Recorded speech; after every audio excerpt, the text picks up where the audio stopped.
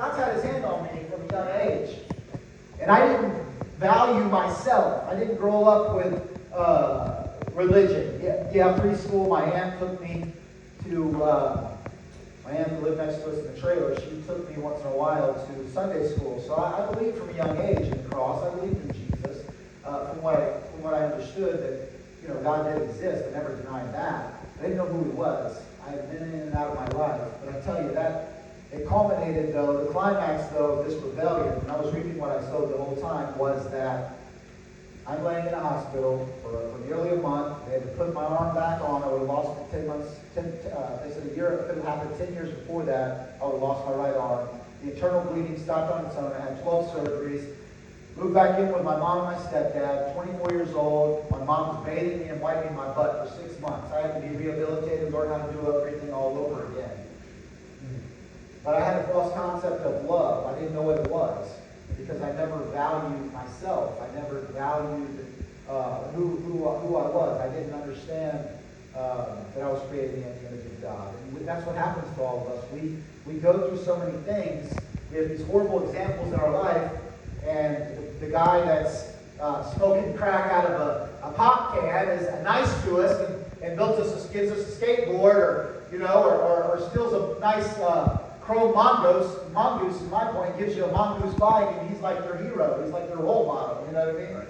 So, we grow up not really valuing the things of God because we just look up to the people in our life that are around us, but no one's teaching us about Jesus. So we drove up just having to learn the hard way, and somehow God in his mercy has pity on us. But it took all those things for me and so much other destruction that I brought on. The way of the transgressor is hard. And so I've experienced the way of the transgressor in my life, and I've reaped much destruction. My first sergeant in the military, he called me a predator because I was literally had so many different women and just left a trail of destruction. Wow. In my younger years, yes, I was definitely a predator as far as I was hurt, and I was hurting other people, especially women. Just hurting them because I didn't know what love was. I didn't know what love was. I didn't value anything because sin devalues you. Yeah. I certainly didn't have a breastplate of righteousness on, and that's what I'm going to talk about today, the breastplate of righteousness. You see, I was clothed in shame. I had the